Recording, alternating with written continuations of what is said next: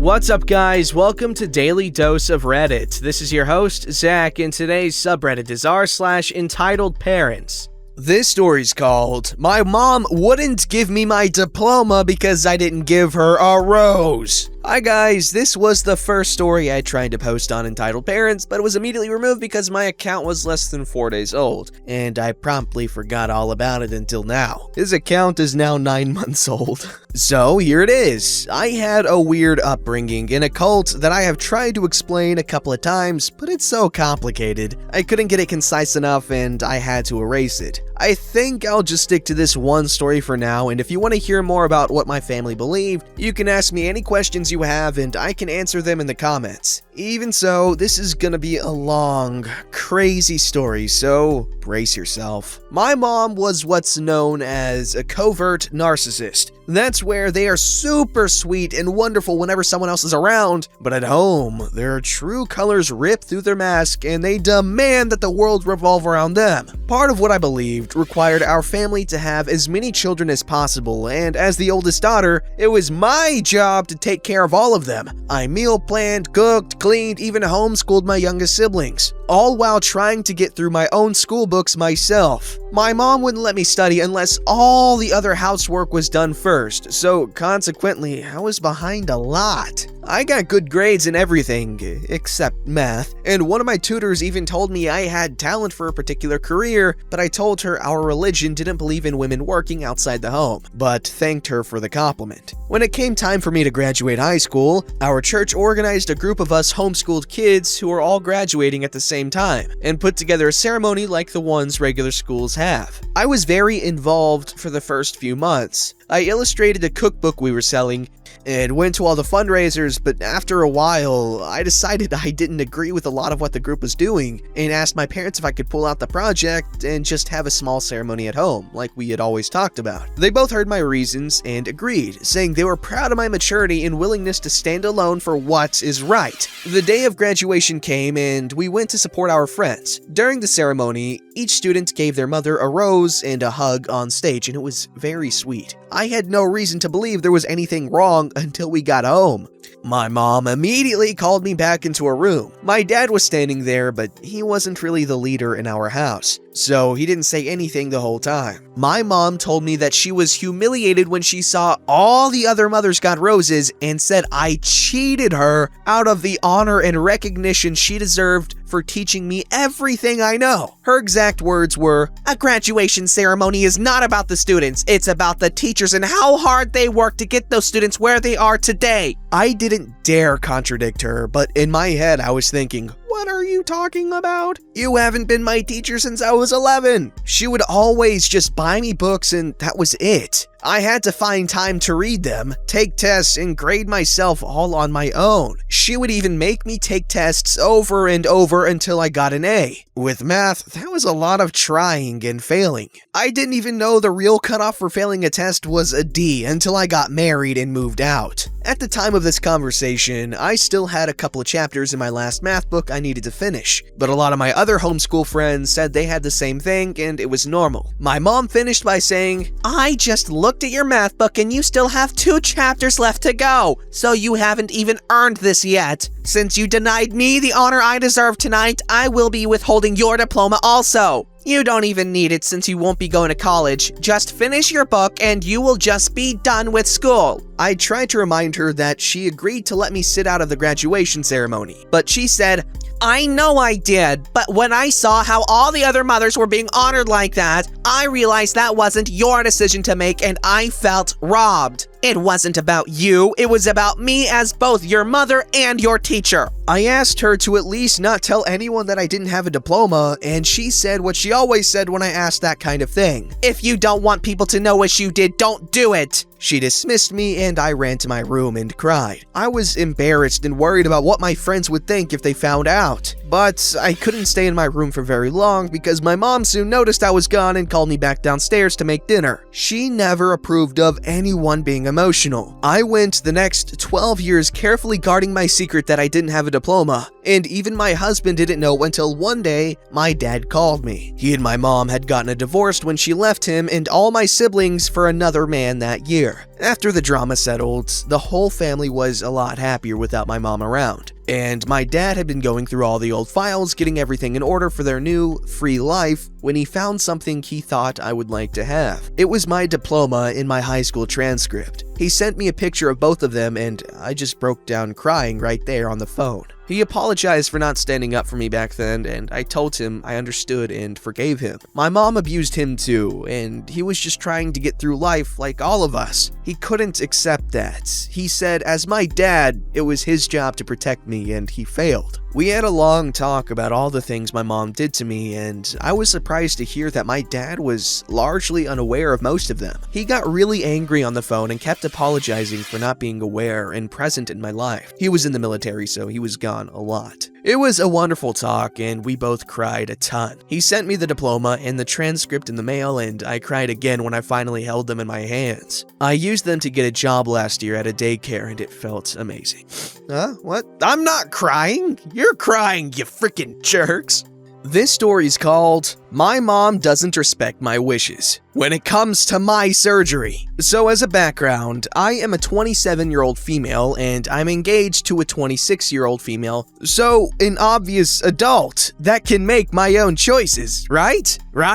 When I first found out that I had to get my gallbladder removed, I told my family the date just to let them know. When I told my mom, while picking her up from work, she turns around and tells her work that she needs that day off. Confused, I asked her, why are you calling off that day? And she gave me a look and said, you think I won't be there for my daughter on the day of her surgery? And when I gave a confused look and replied with, no, it's just gallbladder surgery, it's not that deep, she tells me to shut up and that she's going. After a few days of talking to my sister, among others, about how I didn't really want people besides my fiancé there, I look up the distance between just going to the hospital and picking up my mom before going to the hospital. If my love and I just go, it takes 16 minutes to get there. If I pick up my mom, she doesn't drive. Before going, we are driving away from the hospital to get her, and it will take around 36 minutes to get there. So I get the courage to tell her that we can't pick her up, and she says that she doesn't like it, but okay. My sister also tries to explain that I don't really want a lot of people there and that I just really want my love with me. When it gets closer to the date, the nurses tell me that they are strict about who gets to be with me. Absolutely no sick people are non-blood relations or extended family. Basically, they only want close, healthy family. I also explained this to my mom, who has been sick the past few days off and on, and she agreed it's for my health. Day of the surgery, all goes great. My love is there with me and is taking great care of me. My family and friends are calling and checking on me. So that's it, right? Ha! My sister texted me a day or so before surgery and told me that our mother called her, and here's the conversation that she sent me. So, Mom called me yesterday when she got home.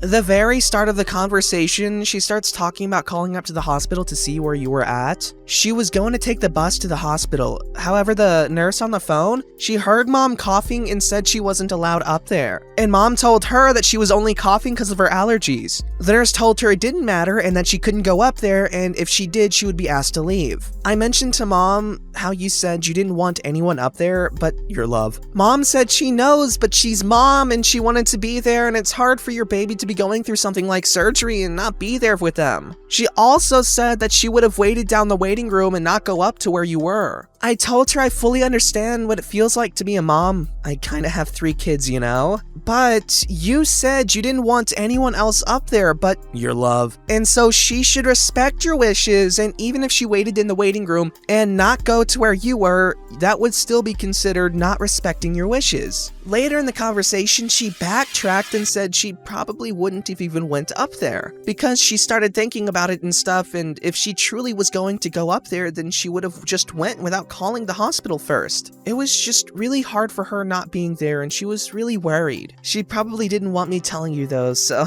don't say anything to her. That's a quote from my sister that she sent me. I only took out my fiance's name. Later on, my sister added that the other reason my mom wanted to come up there against my wishes was because when I was talking about it, I was terrified, which isn't true. I was a little nervous because it's surgery, but I was not freaking out. She just felt like her own feelings were more important and that since she was my mother, she was entitled to go up there despite my wishes and the health risk because she was my mom. And my sister was my freaking hero for pushing my side and trying to get mom to understand that it isn't right. I think she would have went without telling my sister if the nurse didn't tell her she couldn't. So thank you, nurses. You saved my ass. This isn't uncommon for my mom to do, and I'm glad that the nurses and my sister had my back, because she clearly wasn't thinking about my health or wishes at all. It's only been 3 days since surgery, so a lot has happened in a short time. Edit. I was trying not to make this a book, but okay. To answer the people in the comments, I don't have 3 kids. I kinda have 3 kids was inside a quote of what my sister sent me. She has 3 kids. I thought some were saying that I said I had kids in the comments because I wrote that my mom had 3 kids, but now I see a majority of people are taking it from the story. I copied and pasted what my sister sent me. That was her saying she has 3 kids, so she knows how it feels to want to be there. I wanted to clear this up 100%. My parents divorced when I was 3. My dad has raised me, and my mom was only in the picture because my dad made it easy to be. He paid her to watch us, he would let her live with us if she needed, he never asked for money, and oftentimes she would, which he would give her money whenever she asked. My mother has done so many things that to me, this isn't just being a good mom. She will do what she wants if she feels she's in the right, and she always feels like she is right.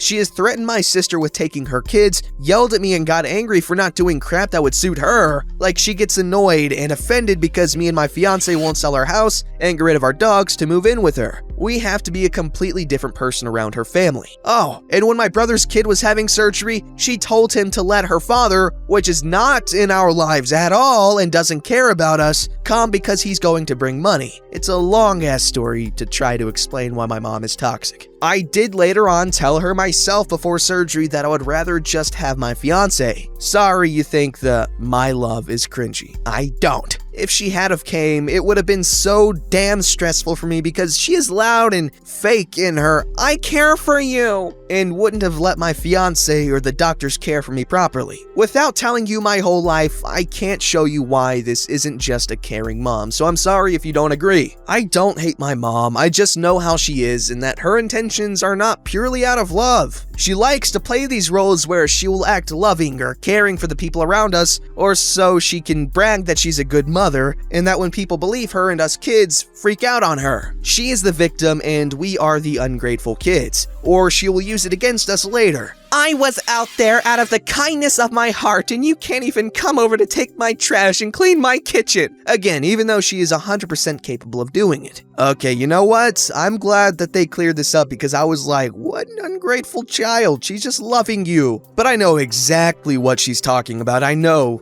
people like that, or one person specifically that is just like that. Okay, not just like that, but the whole doing things out of, for the sake of appearances. And that behavior has always really grossed me out when I realized that none of it's genuine.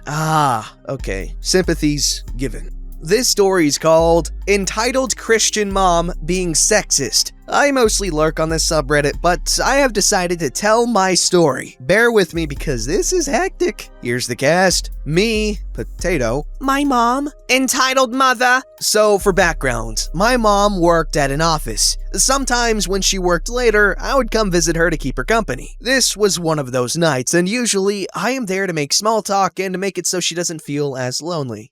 Cue Entitled Mother. She's visibly pregnant and has a plastic Walmart bag in hand. Mind you, I've heard of this woman before, but never met her. She walks right past me and greets my mom, making small talk, checking up on how the pregnancy is doing. I'm sitting in my chair, eavesdropping as I play Pokemon Diamond. Finally, this woman turns around and approaches me. The conversation went down as followed. Hello, Potato, how are you? I'm, fine, I guess. She realizes I'm playing Pokemon and snatches it out of my hands. Why in the world are you playing a boys game? Me being socially awkward and slightly genderqueer at the time? Yes?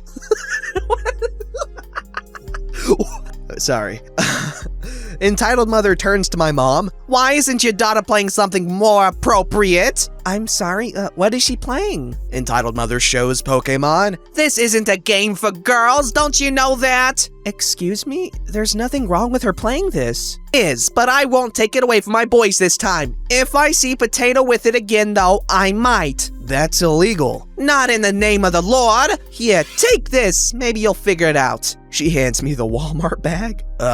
Thanks? No problem. I'll include you in prayer tonight. And she leaves. So the bag included a few of those Christian movies you can get really cheap, a mini Bible, and one of those coloring books with Bible scenes. I'm agnostic, so I don't know what to do with it. Pretty sure it's still sitting in my closet. After that experience, though, I didn't go back to work with my mom. The lady apparently kept coming in more often, saying how it's better a girl isn't in a workplace. My mom quit and started working elsewhere, so this lady wouldn't find us again. Things have been fine, though, so I'm not worried. Sorry there wasn't any big revenge story behind it. I don't even know what I do. Okay, this writer was pretty funny. Being slightly... That was funny, guys. Good stuff. This is good stuff. This is why I like this. Sometimes there's some really funny stories. And I know this wasn't, like, outrageously funny, but... me being socially awkward and slightly genderqueer at the time. Yes! That was good. Don't forget to like, subscribe, and hit that bell to never miss an episode.